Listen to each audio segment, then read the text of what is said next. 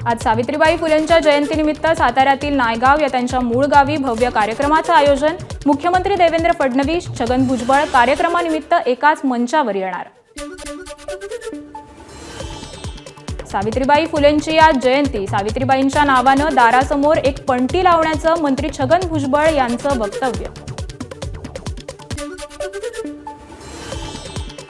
पिंपरी चिंचवड महापालिकेची निवडणूक भाजप स्वबळावर लढणार। मुख्यमंत्र्यांच्या आदेशानं सगळ्या जागा लढण्याची रणनीती आखल्याची आमदार शंकर जगताप यांची माहिती। आगामी पालिका निवडणुकीत महायुतीमध्ये फूट, पिंपरीतील भाजपनंतर अजित पवारांच्या राष्ट्रवादीनेही दिला स्वबळाचा नारा।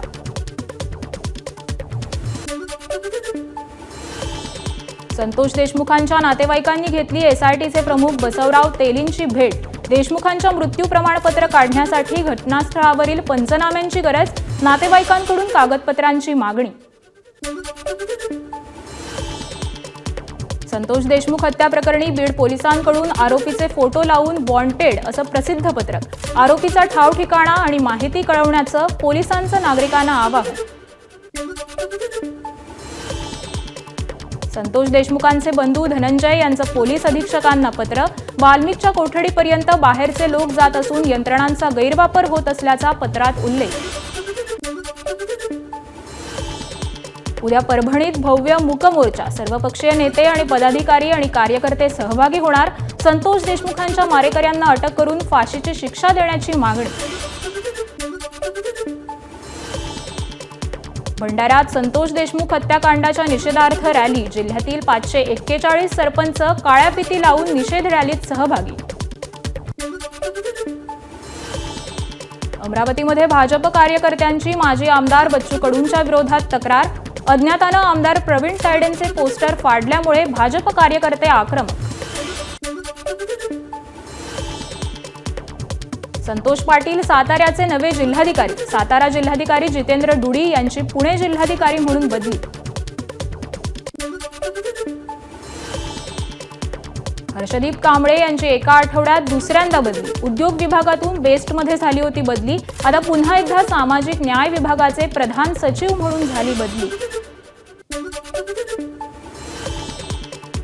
जळगावच्या पाळधी गावात लावलेली संचारबंदी प्रशासनानं हटवली। 31 डिसेंबरच्या रात्री पाळधीत 2 गटात झालेल्या राड्यानंतर संचारबंदी लावण्यात आली होती। धाराशिवमधील सरपंच हल्ल्याप्रकरणी मोठी अपडेट। सरपंच नामदेव निकम यांनी स्वतःवरच हल्ला झाल्याचा आरोप। बंदूक परवाना मिळवण्यासाठी बनाव रचल्याचं पोलीस तपासात उघड।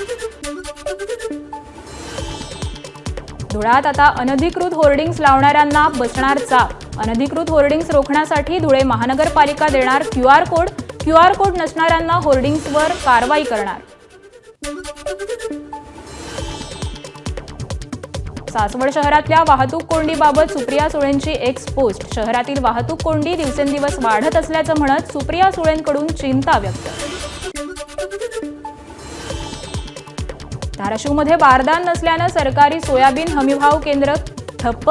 12 दिवसांपासून सोयाबीन केंद्र खरेदी होत नसल्यामुळे शेतकरी संतप्त। हिंगोलीत बारदानाअभावी सोयाबीन खरेदी बंद। नाफेड खरेदी केंद्रावर लांबच लांब रांगा। स्वखर्चानं बारदान विकत घेत सोयाबीन विकण्याची शेतकऱ्यांवर वेळ। छत्रपती संभाजीनगरमधील 21 कोटींच्या क्रीडा विभागातील घोटाळ्यातील आरोपी हर्षकुमार क्षीरसागर याचं नवे कारनामे समोर। मैत्रिणीसाठी विमानतळावर खरेदी केला 4 लाखांचा हिरा। नागपूरच्या हिंगणा गुमगाव महामार्गावर दुचाकीचे ट्रकला धडक। या अपघातात दुचाकीवरील दोघांचा मृत्यू तर 1 जण गंभीर जखमी। लातूरजवळील कोळपा इथं स्कूल बस आणि एसटी बसचा अपघात। 4 विद्यार्थी गंभीर जखमी तर 10 विद्यार्थी किरकोळ जखमी। लातूर येथील महात्मा बसवेश्वर प्राथमिक शाळेची ही स्कूल बस। नागपूरच्या खापरखेडा पोलीस स्टेशन हद्दीत गोळीबार, एकाचा मृत्यू तर 2 जण जखमी। बाबुळखेडा शिवारातील घटना। गोळीबारानंतर आरोपींनी काढला घटनास्थळावरून पळ। पिंपरीत बनावट कागदपत्रांच्या आधारे बांगलादेशींनी तळेगाव MIDCतील एका कंपनीमध्ये मिळवली नोकरी. तिघांना अटक, तर घुसखोरीच्या मार्गाने आले होते भारतात. ABP माझा, उघडा डोळे बघा नीट.